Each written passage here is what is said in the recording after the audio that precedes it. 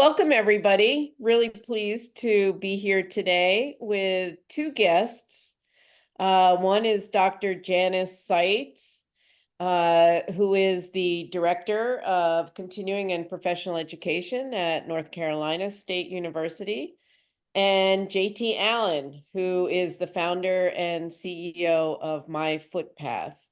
I'm Dr. Sarah Steinberg. I am a senior advisor with myFootpath, and I'm also the provost emeritus from the University of Arizona Global Campus.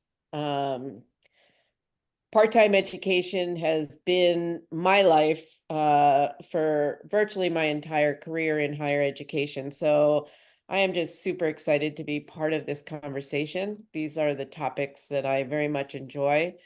And we're going to spend some time talking today about student re-engagement. And I think it's a great opportunity to dive into that topic a little bit with Janice, who will be speaking from her perspective at North Carolina State, and from JT's perspective at myFootpath. So it's a great combo. Janice, I know you and I have crossed paths probably a million times at different UPSIA events, so it's really great to see you. Good to see you again. Yes, thank you.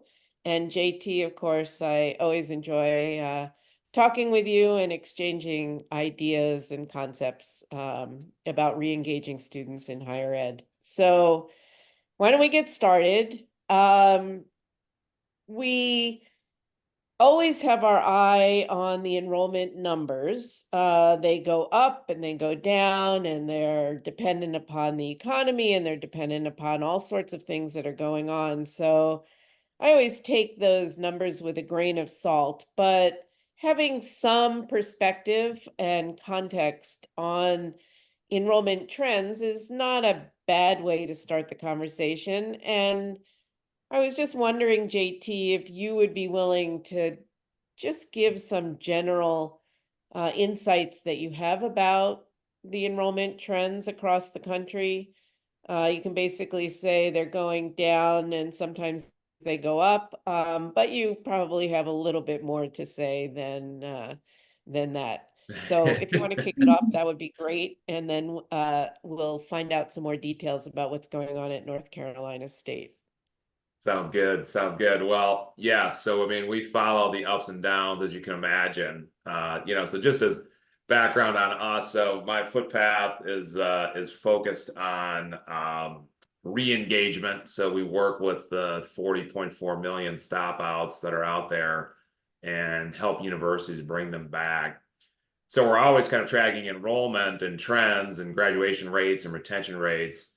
But what we see with enrollment is it's been tough sledding as of late. And so particularly it really breaks down by state, but some states have really seen the enrollment cliff, right? The expected, birth rates going down so less high school students graduating. So the high schools feeding into the universities has been lower and particularly acute in a few places, right? So there are a couple of states where it's rising. They're kind of pulling more people, but 46 of the 50 states are facing declines, and it's expected to get worse, right? So you can imagine a lot of schools are starting to look harder at their stop-out population, right, as a source for increasing enrollment. But that's the overall trend, and particularly stark in the Midwest, in the Northeast. Just kind of the population is shifting demographics pretty heavily, and so they're facing the market is challenging, to say the least. No doubt. The headwinds are definitely still there and still really strong. And I think to your point, the real question is, what are colleges and universities doing about it? How's higher education reacting to this? And schools across the country have all sorts of different strategies. There isn't a right one or a wrong one, but it's interesting to learn a little bit more about what's going on. So, Janice, if you wouldn't mind, I know you've done a lot of work with re-engaging students um, at North Carolina State, and perhaps you can talk about that.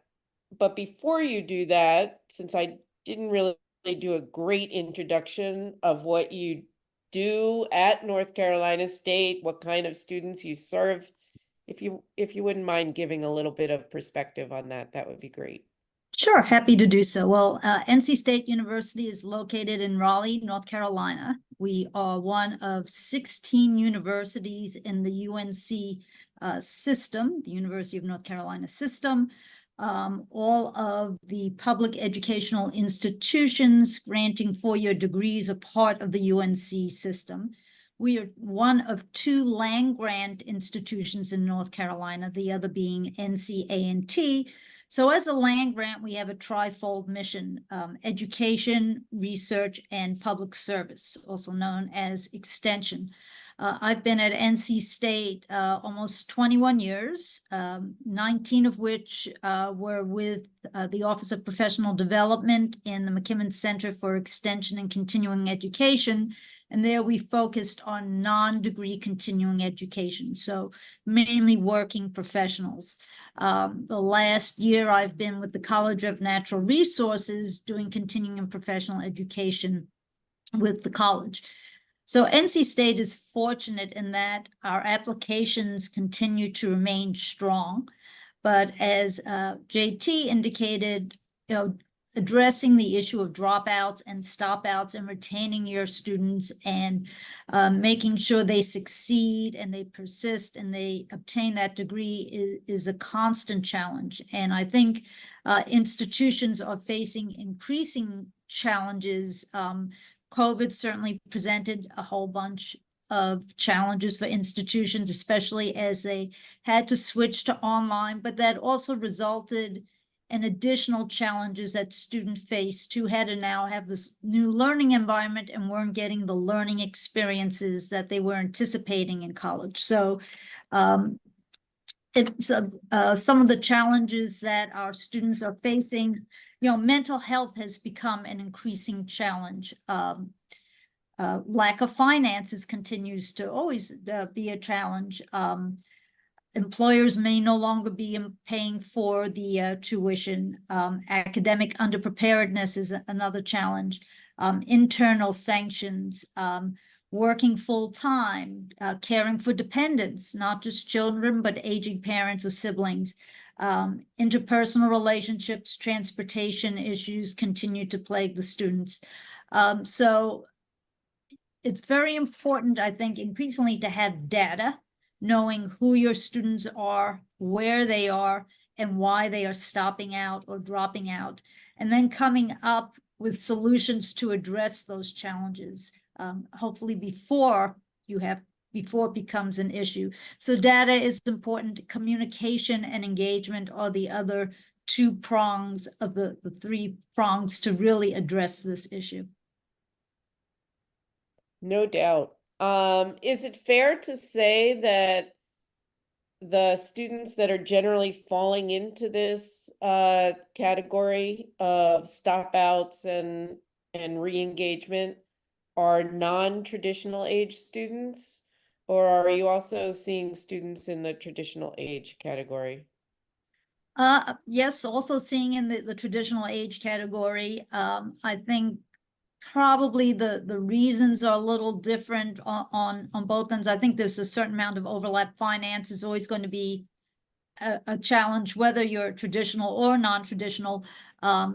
Caring for dependents is becoming increasingly prominent, and mental health is been on the uptick. NC State has been putting in place additional services and resources for students, but that's become much more significant than I think in past years.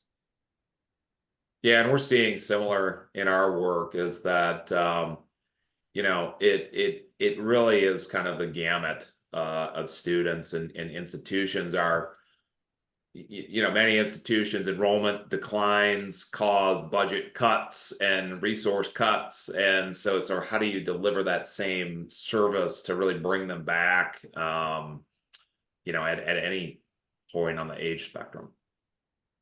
And I For think sure. what's key is identifying what those are and then reducing those barriers, finding solutions to them. So whether it's if it's financial, maybe looking at the readmission fee or the late registration fee.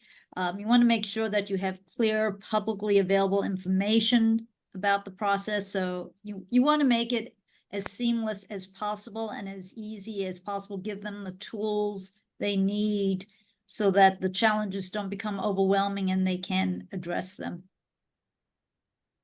What are you finding is the most effective way to share the information with the students that, about these resources that you're offering, the support services that you've put in place? Do you communicate that on your website? Do you have any other secret weapons that you use to communicate to your students?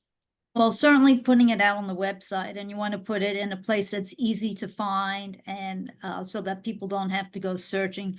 But I think you also have to be much more proactive, just putting it out on a website and you're then putting it basically on the onus of the student to go out and find it. So I think outreach efforts on your part, once you're able to identify who those individuals are, if you're looking at, let's say, the non-credit continuing ed side, making phone calls, sending emails, keeping track of where your students are in their program so you can really deliver personalized messages and help them address the specific issues and not make them feel that they're just another checkbox, to check off.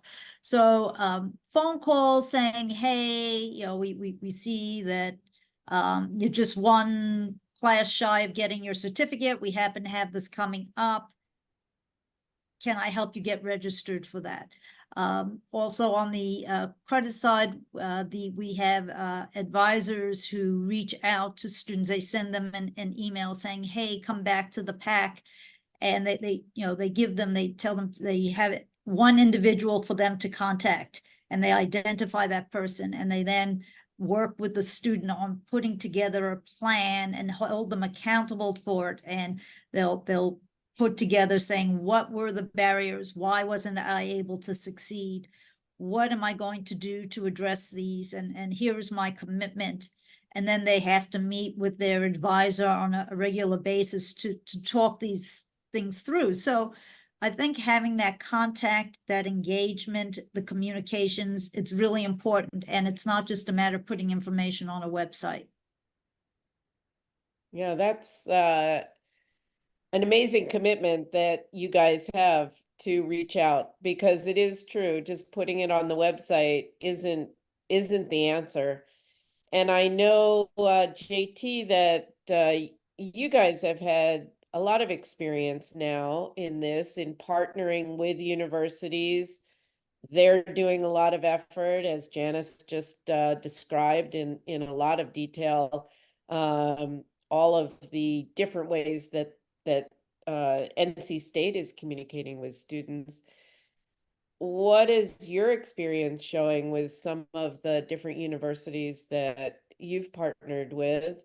Maybe you want to cite, one or two as an example that might be additive to this conversation about, how to actually get these messages out to students. And also, I was wondering if you could, it's getting the messages out to students, but it's also, as Janice pointed out, the progression to degree. So retention and completion are the preferred outcomes of the re-engagement of the students. So Sure. anyway, with that, I was wondering if you wanted to add some experience that you have in this area. Yeah, for sure. So, so yeah, in terms of the communication, I mean, similar to what Janice shared in terms of the outreach, it's kind of any way you can. Um, but part of what we do when we engage with the university and re-engagement is we bring a lot of different technology and tools to really use the data to focus your effort, right? Because resources are limited everywhere, right? So so sort of figuring it out. So that's kind of our expertise. But in particular, I think sort of where it matters, just to give you an example. So one client is Northern Arizona University. University of about 25,000 students, actually 28,000. Just looked at the numbers the other day. And so when we approach stop outs for them, we went through an analytical process, and there's a target market opportunity of 365,000 people, right? So you can't just call them all, right? Like you'll never get through the day. So what you're trying to do is looking for those insights into, well, which group is likely to need the outreach, to need the help to come back and complete their degree, right? There's probably more that we can describe on this call, but the pieces that we do and that really make a difference are aligning processes of the institution to help the student through it. So you mentioned one in particular around what we would call kind of degree progression, right? So meaning we call it, does the student have a clear path to graduation? Do they know what courses they need to take, when they need to take them, how they're going to take them, and all the different components to that? And so it's a very simple piece that we just ask the student, do you have a clear path?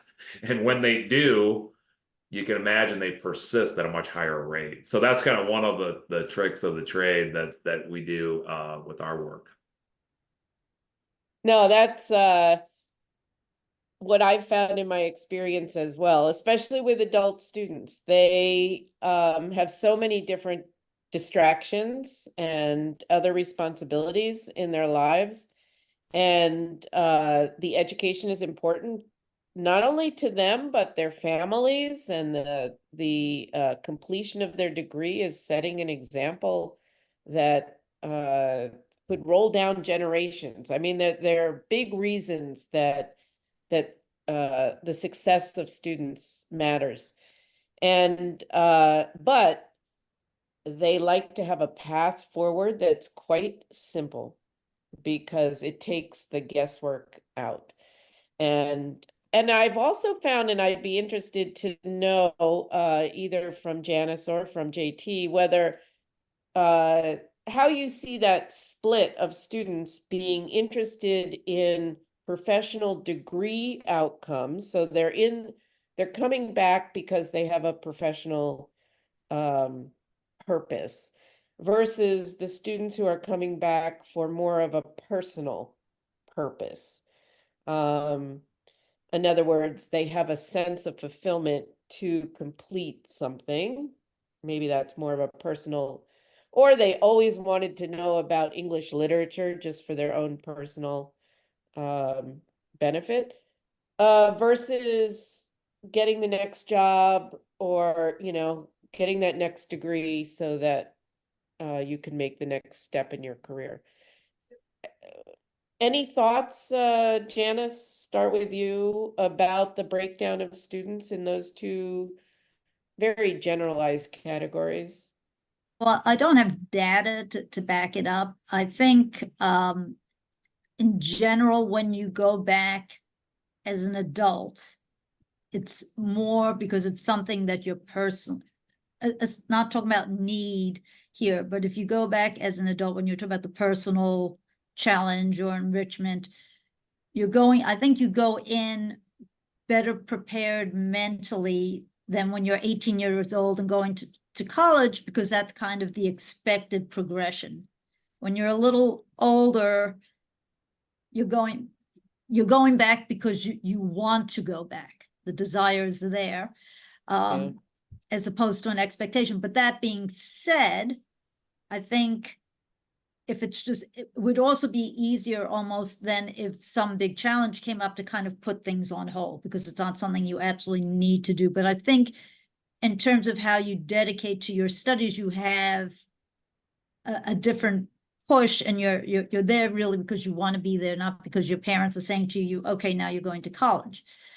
But that being said, someone who's going to college because they need that, they're driven by there's that need, whether to get themselves a job or provide for their family. So I think that, they would overcome the challenges. It would be, say you're not going to put on the back burner as readily. So I don't know if that quite makes sense. That Totally I think sense. as an adult, you're there. Okay, I'm there because I really want to be there.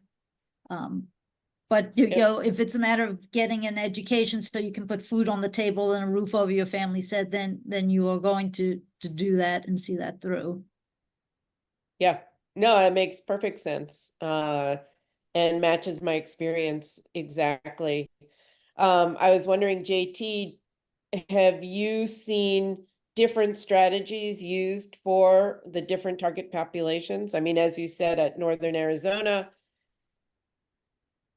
hundreds of thousands of potential students could come back. So you've got to be a little bit more targeted in who you're talking to and what messaging you're using.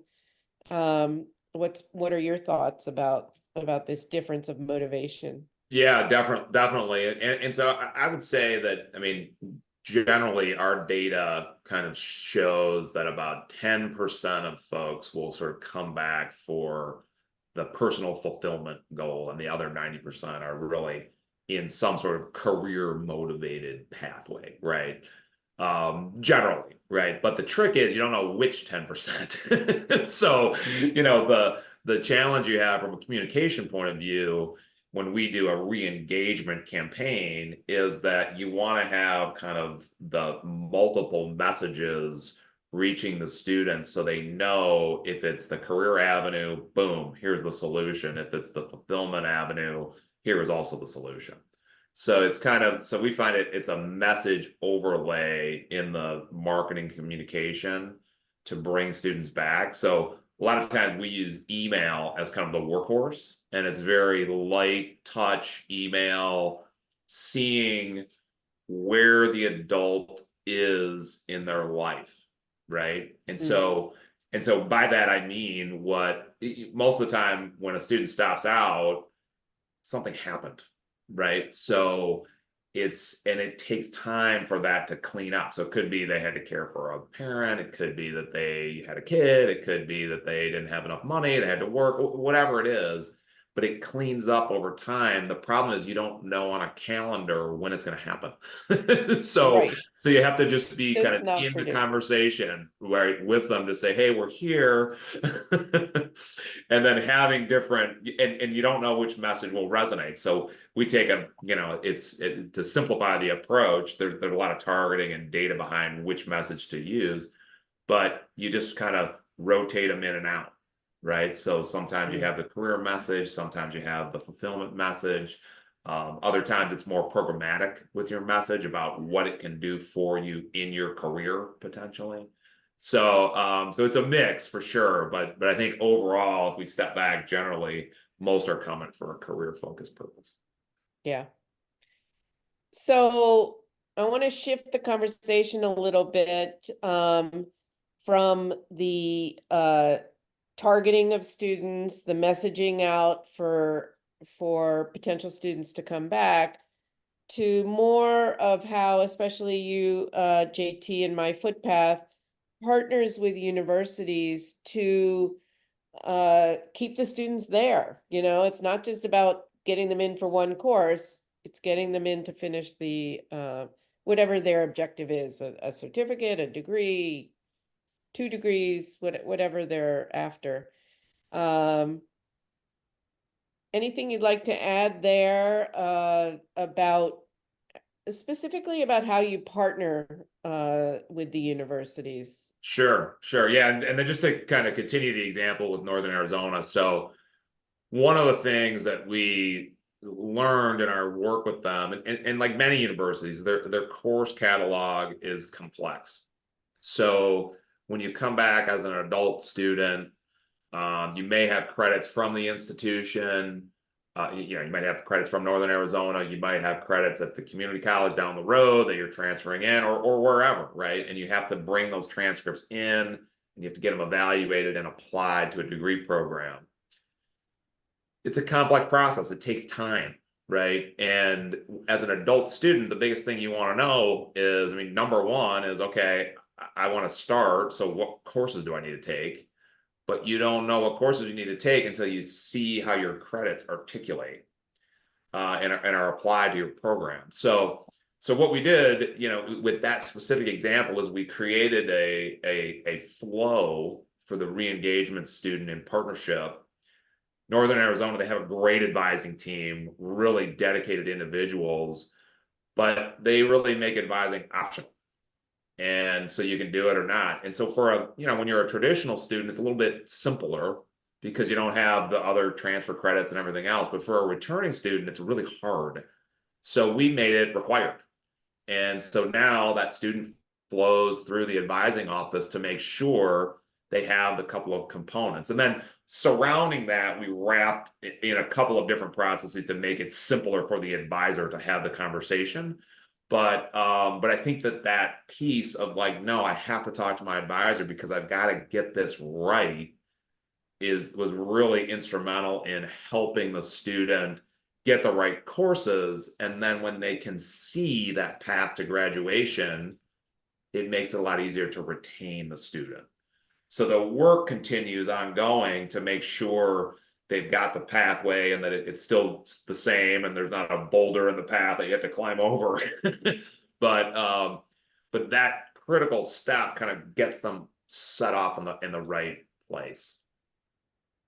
The advising is so critical. And I was wondering, Janice, if you wanted to add to that. I know, again, at UAGC, having advisors specifically trained to work with the re-engaged students, even though the majority of students are adult students who are re-engaging, the length of time between, being a student and coming back changes the whole perspective of a student.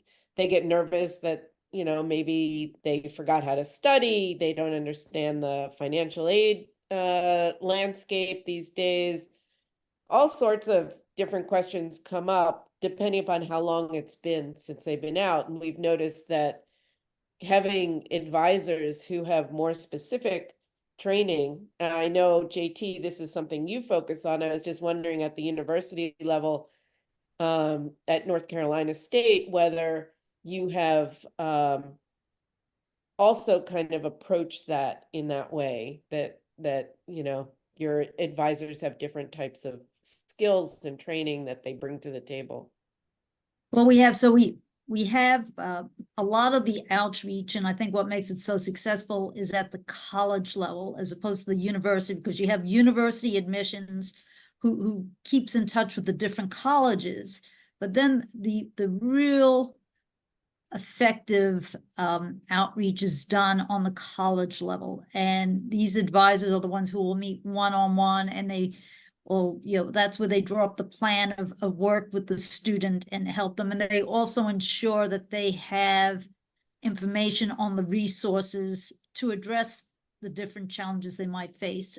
For instance, we have Feed the Pack, which is a food pantry, which can provide food items free of charge to students. They can, so if someone is food insecure, which is much more prevalent than you would think. And if you're hungry, it's hard to study.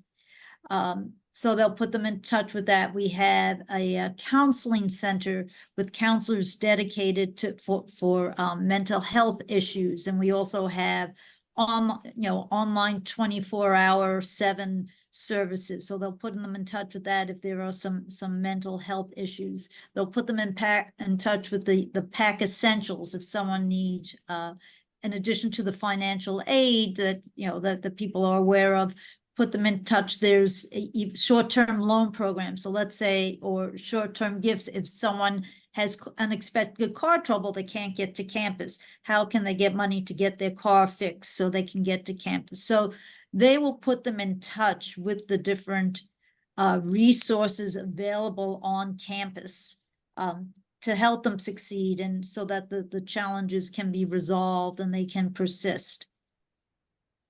And Janice, And one of the things I amazing. remember as I learned more about NC State was I really liked how you're the advising, you know, the rubric or the checklist that they used to really dig into, well, what's going on with the student, right? And it was pretty powerful because then they could actually tie the specific resource to the student. And I thought that was such an accomplishment at NC State. I still have that rubric on my desk. Like, this is a good. And as I said, the advisors really do a wonderful job. And in addition to the counseling center on campus, we also have an embedded counselor within the college to help. So yes, they can, the checklist is really pretty specific, saying, okay, did I have bad study habits? Or, you know, and so here, and that, you know, there's tutors, and there's a success center within one of the libraries with, you know, to help with resume buildings. And of course, we offer workshops and things like that. But trying to identify what were the challenges, you know, rather than just saying, oh, it's money. Well, exactly what is it? And then put them in touch with the appropriate resources, whether it's a person or actual, you know, out-of-pocket type resources. So that is a wonderful way to and then they ask them, okay, what are you going to do to help yourself succeed? We'll provide you with the resource. And they do have to check in, and they sign that document saying, I am making a commitment to this. And if they don't check in with their advisor, then, you know, that they are accountable for it. They have to do that check-in. I love that accountability. That's great. Before we wrap up, it's unbelievable. This time went by so fast, and we're already kind of at the end of the conversation. But I realized that we didn't make the distinction between online and on ground, and I was just wondering whether, in terms of wrap up, you can certainly wrap up in any way that you wanted to, that you would like to wrap up this conversation, which has gone by so quickly, I can't believe it. But if you would touch on whether you're serving your online students in the same way as you're serving on ground students. So I guess that's a question for Janice. And then for JT, in your experience with schools around the country, are you seeing that the services are the same, different?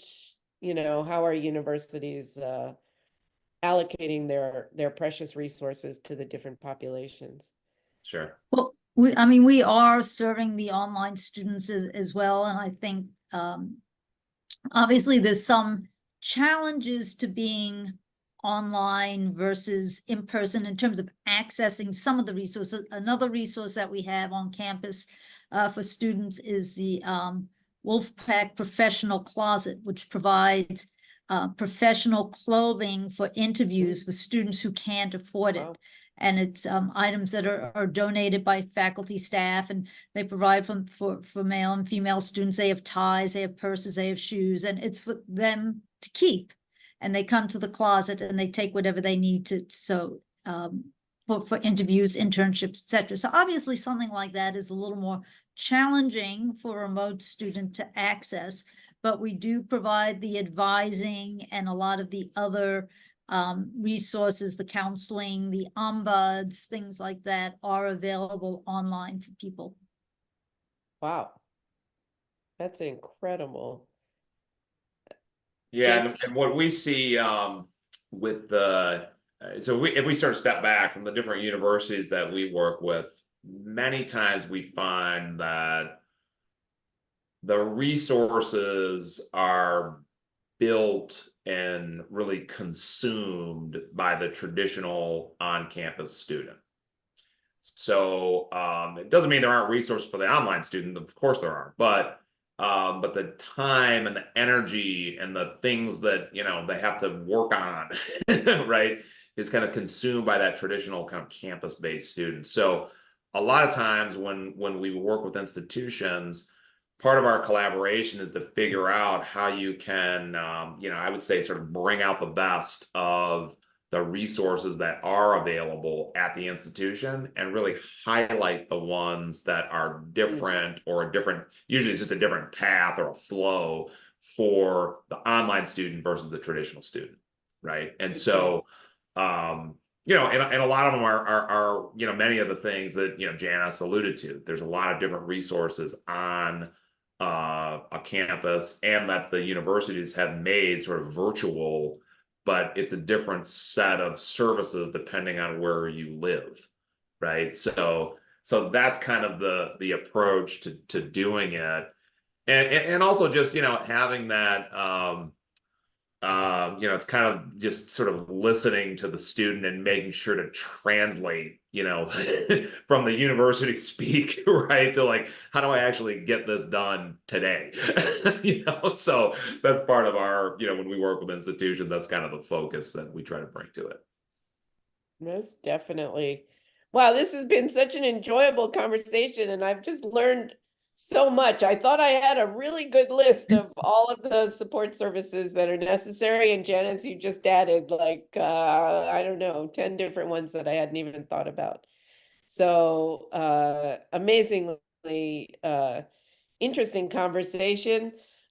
Before we wrap up, any final comments from either of you on re-engaging students and the challenges and the opportunities of doing so?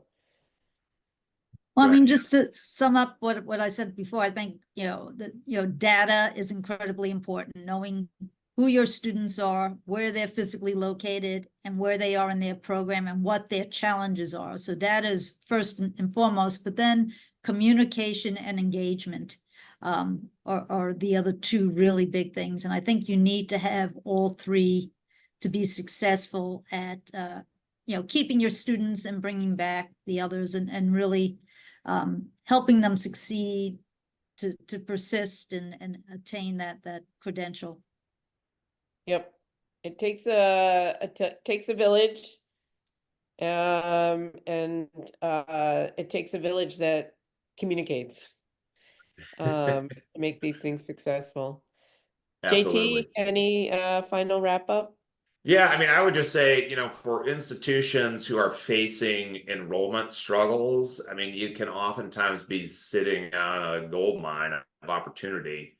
And it's really about, just sort of, as we sort of shared, the data is critical, but we would say it's using that data to apply your effort in the right place. And it can make all the difference in the world, in terms of bringing students back and, meeting your enrollment goals and driving, those students to re-engage and graduate.